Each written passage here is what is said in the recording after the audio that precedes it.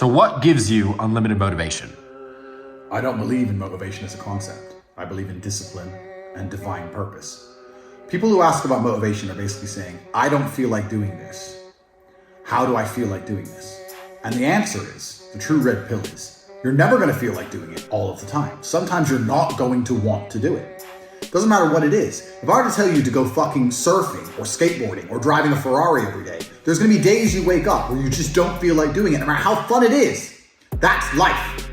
But if you do not do it when you don't feel like doing it, you will never perform against a person who does it regardless of how they feel. You have to make a decision. Forget about the idea of motivation, forget about the concept of it. Throw it away and decide who you are. And this is a genuine task for you all to complete. Go look in the mirror, look into your own eyes and decide, am I a fucking loser or am I a winner? Because if you're only gonna do what you feel like doing, you are a loser. That is the definition of a loser. A man who only does what he feels like doing is going to lose against the people who perform regardless. If you lose, what are you? A fucking loser. I decided I was a winner and I knew what it took to win. To win, I have to perform day after day. So I decided I'm going to do this every day, regardless of how I feel. Some days I'll enjoy it. Some days I won't. Some days it'll be fun. Some days it won't. But I'm going to do it every single day to the best of my ability. I will not allow my emotional state to affect my actions. That's what winners do.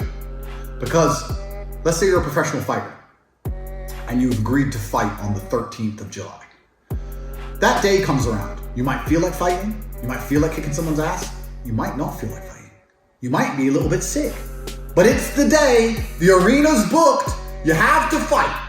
So you don't get to say, well, I don't feel like it now. You don't get to lose and tell people, well, I didn't feel like it on that day. You just have to do it.